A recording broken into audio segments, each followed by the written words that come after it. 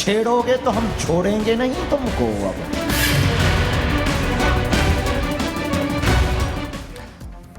तो बाबा बागेश्वर ने साफ कह दिया, टीका चंदन लगाने से सिर्फ हिंदू और हिंदुत्व की बात नहीं होगी, अगर छेड़ोगे तो छोड़ेंगे नहीं। एक तरफ योगी आदित्यनाथ ने एक फॉर्मूला ऐसा दिया कि पूरे देश में घूम रहा है, सब लोग उसकी नकल कर रहे हैं। और इस बार बाबा बागेश्वर ने जो कहा, कड़े शब्दों में कहा। एक रिपोर्ट आपको दिखाते हैं सबसे पहले।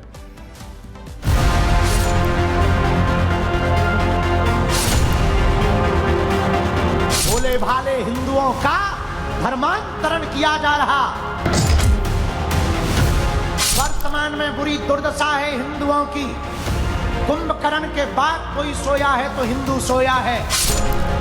सनातन हिंदुत्व, हिंदुओं की रक्षा और राष्ट्रवाद की हुंकार के साथ बाबा बागेश्वर के पीठाधीश्वर धीरेंद्र शास्त्री हर कहीं नजर आ रहे हैं।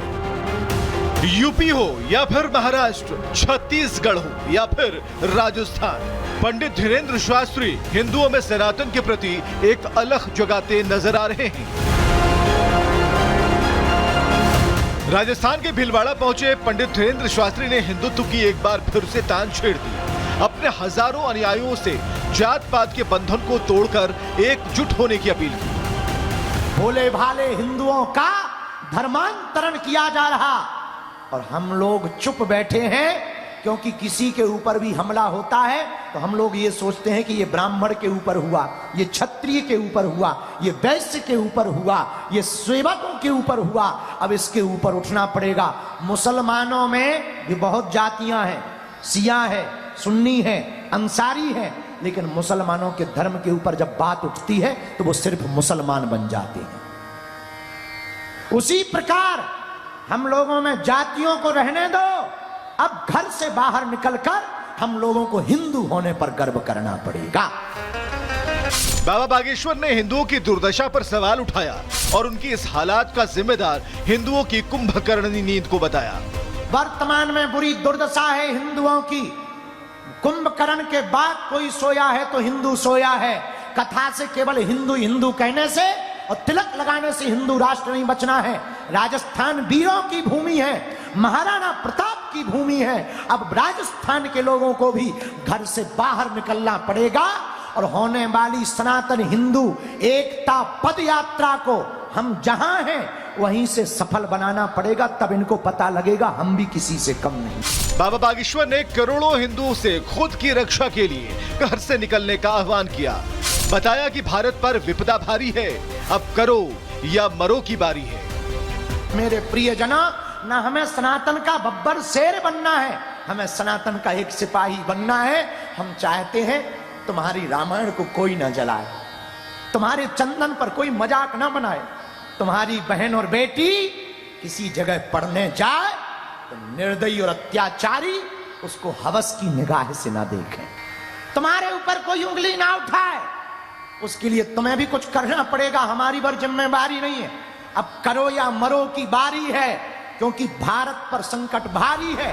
देश के अलग अलग हिस्सों के साथ बांग्लादेश और कनाडा में हो रहे हमलों पर भी बाबा ने खुलकर अपना मत रखा। बताया कि सनातन का झंडा बुलंद करने के पीछे उनकी क्या मंशा है। तुमसे ही राम के होने के सबूत मांगे गए और तुम चुप रहे। तुम्हारे कृष्ण जहां अवतरण लिए वहां तुम्हारा मंदिर नहीं बनने दे रहे और तुम चुप हो। तुम्हारे ही देश में रामचरितमानस को सरेआम जलाया, जिसे तुम्हारे पूर्वजों ने मस्तक पर लगाया था, और तुम चुप हो। पालघर में संतों को पत्थर कर करके मारा और तुम चुप हो। तुम्हारे ही राजस्थान में कन्हैया लाल नाम के दर्जी को छुरा भोंक करके मारा और तुम चुप हो। तुम्हारे मंदिरों को वो तोड़ते हो, तुम चुप हो। हमसे कहते हो कि तुम हिंदू मुसलमान मत करो। हम हिंदू मुसलमान नहीं करते हैं, हम तो सिर्फ हिंदू हिंदू करते हैं। हर मुद्दों पर मुखरता के साथ अपनी बात रखने वाले पंडित धीरेंद्र शास्त्री ने नेम प्लेट पर सवाल उठाने वालों पर सवाल पूछा है और अपना जवाब भी सुना दिया।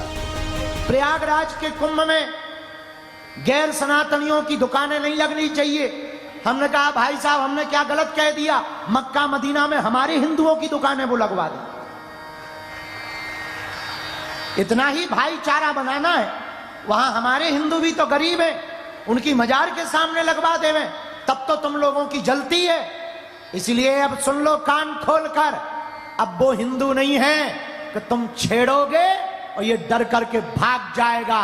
मेरे पागलों, हमने हिंदुओं के लिए प्रण लिया है कि अगर तुम छेड़ोगे तो हम छोड़ेंगे नहीं तुमको। अब हिंदुओं के उत्थान और उनकी एकजुटता के लिए एक तरफ देवकी नंदन ठाकुर धर्म संसद करने जा रहे हैं, दूसरी तरफ पंडित धीरेन्द्र शास्त्री पदयात्रा निकालने वाले हैं, जो हिंदू राष्ट्र की संकल्पना और सनातन की अलख जगाती नजर आएगी। Bureau report, Republic Bharat.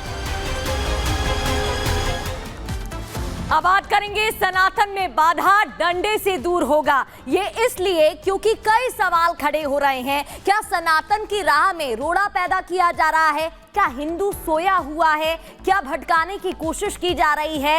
क्या राह में परेशानी खड़ी की जा रही है? तमाम सवाल और इसके जवाब इस रिपोर्ट में।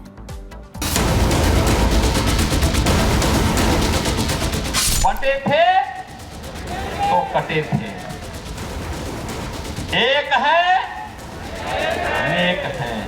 हिंदू किसी को छेड़ेगा नहीं, लेकिन हिंदुओं को कोई छेड़े तो फिर किसी को छोड़ेंगे भी नहीं। कि महाकुंभ में मेरे अंगने में तुम्हारा क्या काम है? सीएम योगी ने सनातन की हुंकार भरी। बंटोगे तो कटोगे के नारे के साथ एकता में ही सुरक्षा की बात समझाई, जिसके समर्थन में क्या संत क्या नेता हर कोई उतर आया। हर ओर से हिंदुत्व को बढ़ावा देने की मांग उठने लगी। मध्य प्रदेश के सीएम मोहन यादव ने भी न सिर्फ सीएम योगी के नारे का समर्थन किया, बल्कि सनातन की मूल संस्कृति और मूल स्वभाव को समझाया भी। हिंदू किसी को छेड़ेगा नहीं, लेकिन हिंदुओं को कोई छेड़े तो फिर किसी को छोड़ेंगे भी नहीं। ये वर्तमान के समय में सनातन संस्कृति का अपना मूल स्वभाव है, जियो और जीने दो। ऐसा नहीं है कि ये कोई पहली बार है जब हिंदू राष्ट्र या फिर सनातनियों को जगाने की मांग उठी हो। पहले भी ऐसी मांग उठती रही है, लेकिन हाल के दिनों में जिस तरह से बांग्लादेश और कनाडा में हिंदुओं पर अत्याचार की खबरें सामने आई, एक बार फिर से सियासत गर्मा गई है, जिसमें सिर्फ नेताओं ने ही नहीं बल्कि साधु संतों की भी एंट्री हुई। सनातनियों को जगाने के लिए कथावाचक देवकी नंदन ठाकुर धर्म संसद का ऐलान करते नजर आए। सनातन यात्रा के माध्यम से सभी सनातनियों को जगाने का प्रयास है और यहाँ अब 7 दिन राम कथा होगी। राम कथा के माध्यम से भी देश में सनातनियों को जगाने का प्रयास किया जाएगा। जैसे आप देख रहे हैं, देश का माहौल जो है, देश के हिंदुओं की भावनाओं को ताक पे रखने का प्रयास किया जा रहा है।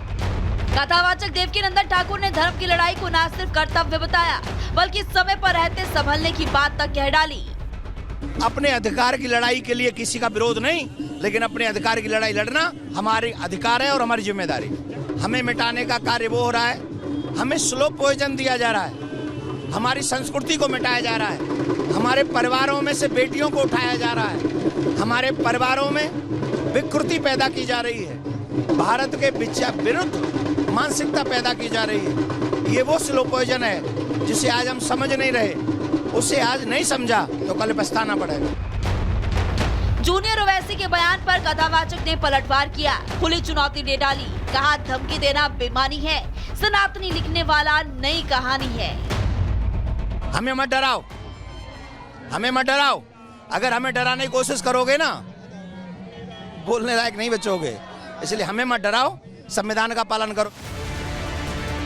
कुछ ही दिनों में प्रयागराज में महाकुंभ का आयोजन भी होने वाला है, जिसमें गैर हिंदुओं के प्रवेश पर बागेश्वर धाम के पीठाधीश्वर धीरेन्द्र शास्त्री ने सवाल उठाया, जिसका जैन मुनि ने समर्थन भी किया।